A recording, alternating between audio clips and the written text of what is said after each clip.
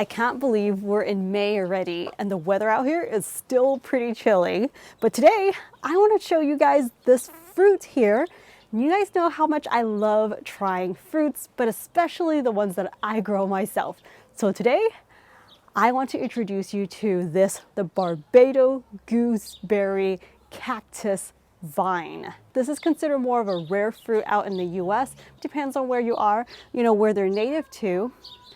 This might be common to you, and it might be even invasive, some may say, but I absolutely love this vine. One reason I really enjoy growing this vine is because of the history of this cactus. The way it looks, it's just beautiful and it's edible. The leaves are edible, and I heard that the leaves have more protein than a lot of other plant-based foods. Let me talk to you a little bit about this vine, why I think it's amazing, how to grow it, and then we of course have to try these out. Barbados gooseberry is a cactus. Some even think that it is one of the more ancient cactus. It grows in the tropics, so it's not like your desert kind of cactus. And cactus used to be something with more like leaves like this one here, but then they would evolve with, as climate change. And then eventually the cactus lost the leaves, and then they started getting more thick stems and very just spiny. And that's the type of cactus that we're now familiar with. But this one is a tropical cactus.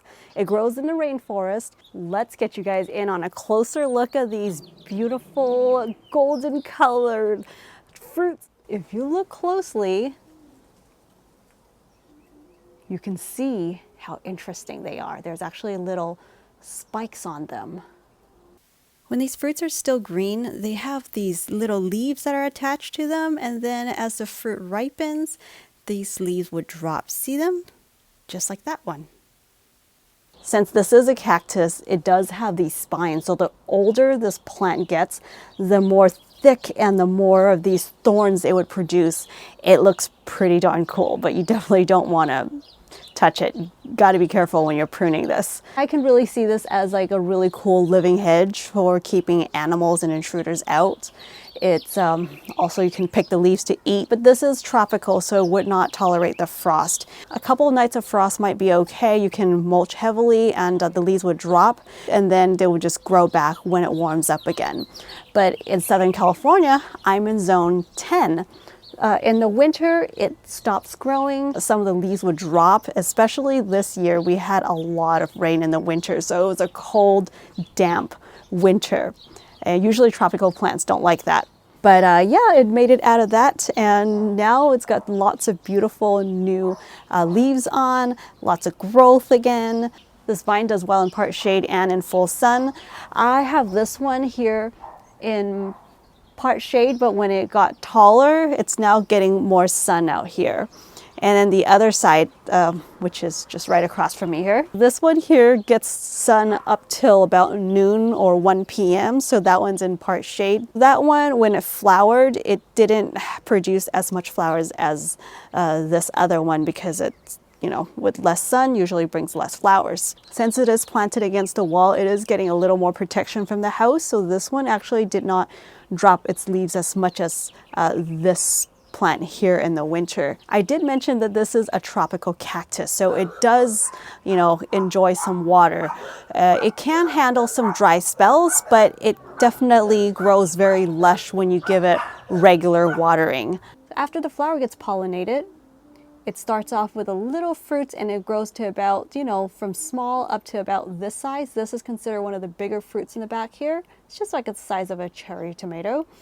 And it would start off really green, and then this one here is actually starting to see a bit of that yellow orange peeking through from the center. So it is slowly ripening up till this point.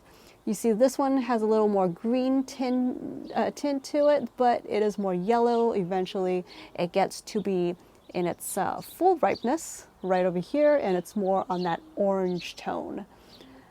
So yeah, don't these look like little sun golds? Here is the more tender, younger stems. Then let's move on to the older stems. Here's a slightly older stem. Look at these thorns compared to the one that's the younger shoots. And then when you get even lower, you get these super old thorns. Look at that. Isn't that crazy? I mean, it's not the most scary. Just be careful when you're pruning. They just look like needles. So this does well in well-drained soil. And it's really loving this pot. And I got some nice lush Japanese white mugwort. This is a yomaji mugwort. Tastes more like a vegetable than an herb, but it does really well as a beautiful lush ground cover. And I just eat those like a vegetable. These fruits starts off really green, and then this one is starting to see a little bit of that orange peeking through from the center, and then eventually turning more yellow, like this one on top here. So these vines would just grow and grow and grow if you allow it to, if you don't ever cut the top off. But what happens when you cut the top off is kind of the same thing as growing dragon fruits. When you want them to flower, you actually cut the tips of the stems off. And then you'll start noticing these lateral growth. Those are the ones that would give you flowers. They'll start budding in, for here in zone 10, it's about autumn. After you prune it, you'll see that there's a lot of side shoots, and they grow a lot during the warm season from spring to summer, and then comes fall. Fall is a time that I start seeing the flowers come. These buds come popping out like tiny little dragon fruit flower buds.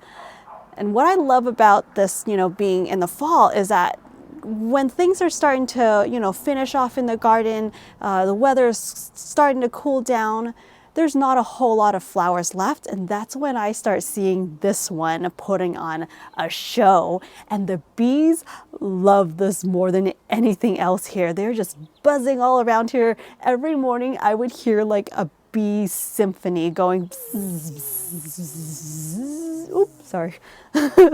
They put on quite a show. They just look like mini dragon fruit flowers, cream white color. It's fragrant.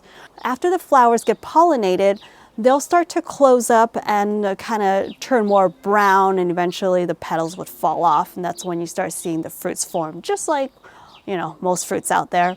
And for fertilizing, I don't really do anything that special. I brew my Boogie Brew teas and SD microbes teas and worm castings and all that sort of stuff. But I do all that for the garden as well. Given the right environment, these things grow wild. I'm sure you don't really need to give it that much extra love to get them to thrive. However, I just do it because everything else gets it in the garden, and I just like to make sure I add in all the minerals so that they taste better and they just give me, more health benefits. Right now we're in about, springtime. This is when these things come to be ready for harvest. What I also love about this vine is that I don't see any issues with pests. It's just kind of, it hangs out by itself, and critters can't really get to the fruits because they are kind of like thorny. I just kind of set this up with like a tomato cage kind of a thing. Or you can have it like my other vine with the lattice on. This one I try to train it more flat so that it doesn't get in the way when you're walking in and out. I guess you can train it like a rose vine. So what I ended up doing is putting this cage together while this thing was flowering. It was a bit difficult for me because of all these thorns, but what made it possible and without breaking any of these stems is because this cage is basically, you connect them together. So it's easier to put it on an existing cactus vine. Let's go ahead and try a leaf for you guys. Thank you. So I eat these raw in salads. I even throw them in smoothies and juices. You can cook them as well in soups or stir fries. It has like a texture like spinach when cooked. But just like a lot of the other more tropical things, it tends to be a little more succulent. And it's very gelatinous. Coagulates in your mouth like slimy. Some of you guys, I know you're not into so much of that slime, but if you like okra, I think you would like this. The coolest thing, like I said, about this is that not only for the nutritional values, but that it has a lot of protein. Now we're gonna try the fruits. Let's try this one on the top for you. Oh, it's about to peel with it. You see that? It's coming out with the peel. Oh. There we go. So there's still these little thorns on here. You know what they remind me of? Like those yellow dragon fruits from Ecuador.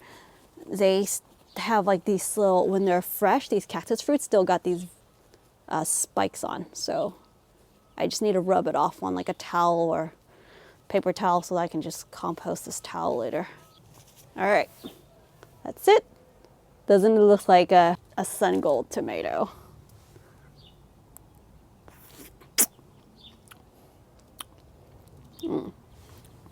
This one's more sour. I've had ones that are a little more sweet.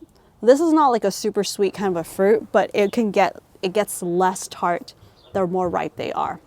The one that pretty much you just touch and it falls on your hand, those are the ones that won't be as tart. Got some seeds. Well, these are the seeds. It's like little flat black things. The center, I'm starting to get more complex flavors in there. The flesh is very smooth and jelly-like. I can see why they use this to make a jam.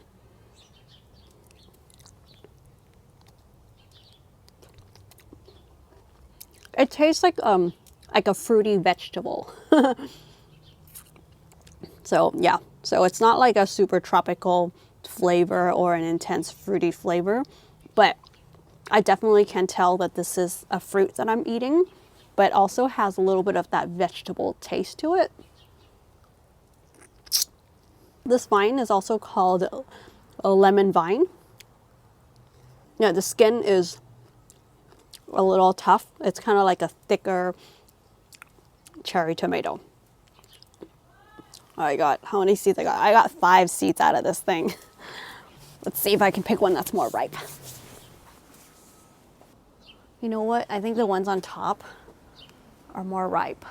When I wait until like late summer to eat it, that's when I'll like pretty much most of the sourness goes away. Alrighty, here's a nice one. You know what? I think it has a hint of a loquat flavor. But yeah, that is the Barbados Gooseberry cactus vine. If you guys are interested in growing that along with me, be sure to check out my shop. I'll link it below for you. I also got some other plants and some new varieties of things that I'm sharing on that website. So be sure you check that out. Yeah, so thank you so much for joining me on this episode, trying this new fruit. If you want to see more content like this, be sure to be subscribed to this channel and like the video. I shall see you right back here in the next video. Bye.